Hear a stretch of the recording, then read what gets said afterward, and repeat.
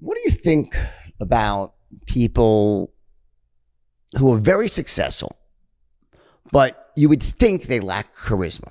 Like in the traditional sense. Elon Musk. Elon Musk, for example. Yeah. What would you say about, how would you address someone like, does Elon Musk lack charisma, or is he actually very charismatic? So this is something we've debated over. Does Mark Zuckerberg count? Because if you treat it as leadership and persuasion, well, he's gotten the entire world to sign up for his product and join it. Same thing with Elon Musk. We choose to separate the two and say that there are things that can get people to be attracted to you that we don't qualify as charisma. One of them is beauty, right? You can be what we might consider charismatically empty, but if you're a beautiful person, we all know that girl people with 20 million followers on Instagram that has like, yeah. That has nothing going on.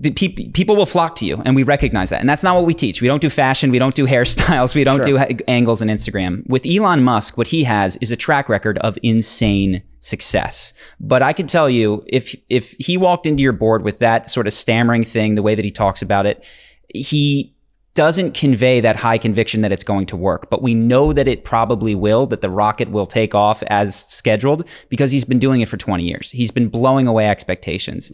So if you want, I'm not really into the semantics of it, doesn't matter to me. You can call that charisma. We choose to separate that out and say that this is something else, competence, expertise, as you might put it. Well, let me ask you a question. So if you were to dig into Elon Musk and his companies and who he surrounds himself with, would you think that he surrounds himself with people who possess the skills that he lacks? I don't know, but it wouldn't surprise me if he did. I would say he does have that rock star status. I mean, even I remember I watched Neuralink. Did you see it recently where they had the thing in the pig? And I watched him struggle when the pig wouldn't come out from behind the scene, and he didn't know what to say, and he was it was not great on the fly in there. And I went, this guy doesn't have what a Steve Jobs has in this situation, but he's got a chip implanted in a pig's brain, and it shows you all this cool stuff. So he's got the expertise. I don't know about his team surrounding him. And I do think he has one thing that would, the other thing about charisma is, like we talked about, there's context. He has vision that is inspiring. And even if he doesn't say it in the most amazing, technically charismatic way, you know, even if his words don't have the conviction, the vision is what attracts people. So people who might be able to make more money elsewhere will go to SpaceX because they want to put a man on Mars and save the planet. Or they'll go to Tesla because they believe global warming is a huge issue and they're going to save lives. And so I think one thing he has done extremely well is laid out a vision that attracts people, even if you don't come out and say it perfectly without stammering. And I think I would put that somehow in his charisma. And I think it's a big part of why he's such a celebrity. But would you say that maybe he succeeds in spite of his lack of charisma? Because he has other factors. The point I'm making, I think he's a genius. You brought up a very good point. There's always going to be anomalies to everything, and by the way, in case like, for example, Zuckerberg, okay, maybe he doesn't have charisma. In fact, he doesn't have charisma, but his brilliance, engineering, and vision, right? That made up for that, and clearly there was other people along the way in his journey. Okay, so how would he need charisma? Why would he need charisma? Well, he probably needed someone like that Sean, what's his name from Napster, right? Yeah. Sean, anyway. Anyone. Now, again, I'm not, so the point is that that person, someone had to bring in the bankers, right, and talk to them. Now, so again, Parker. Sean Parker, right? Sean Parker. Sometimes, so sometimes an idea is so great and someone is so brilliant, they can get away with that, right? Clearly, right? Yeah. Well, it's also what you define success. Because you're saying successful. Like, if success is having a huge network of friends and being someone who's respected and having a great dating life, but if success is money, you could just be a quant hedge fund guy who's never, I don't know, you could be charismatic, but you never interact with anyone. You write an algorithm, $100 million, that's more money than I have. So that's, it depends on what your definition of success is, whether charisma is important or not. The question is would his life be even better? See, it's not just money, it's quality of life. Do you think that someone like Elon Musk says to himself, you know, I really should work on this. I'm kind of quirky. Or he says, you know what? My quirkiness is working for me at this point. It's almost my brand is based on quirkiness. And he's almost created his own little reality distortion field around him. But let me just, before you answer that, there's one other thing about Elon Musk. Belief. His self-belief And that's intoxicating to people. I believe that at the end of the day, if the belief comes to combined with a track record of success, it overcomes a lot of stuff. Problem is that Elon Musk's formula is not duplicatable. That's the problem for someone like you or me who teaches people to succeed. I can't say, okay, just do what Elon Musk, be quirky and don't communicate well and just go invent something and then have 4 successes and you'll be rich. Yep.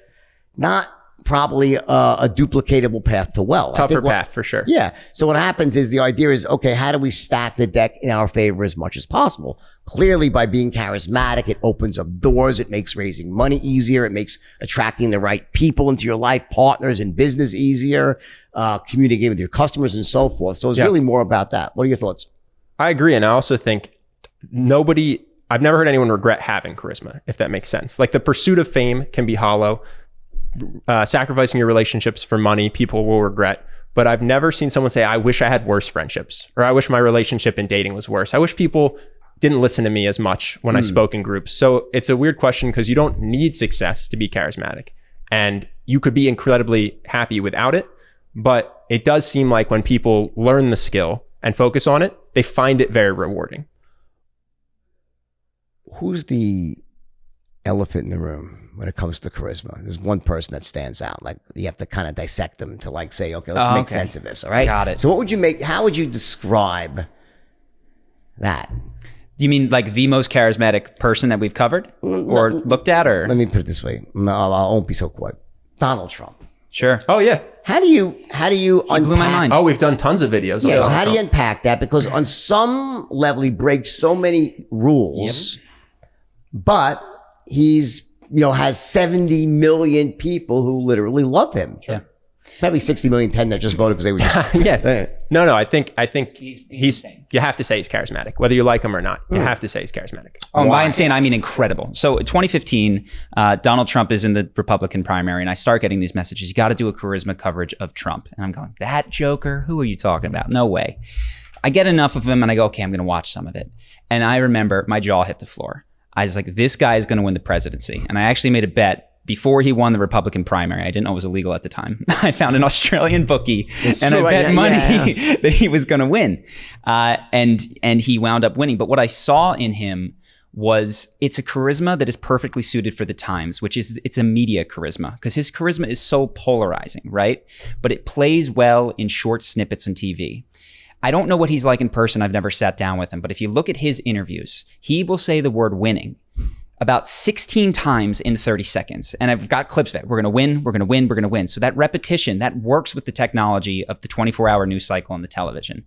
In addition, he's got these brandable things. You've got Crooked Hillary, Make America Great Again, Lion Ted, Little Hands Marco, right? And he just went down the line of the Republicans and not, weak Jeb. And I watched him. He found that the audience reacted to weak.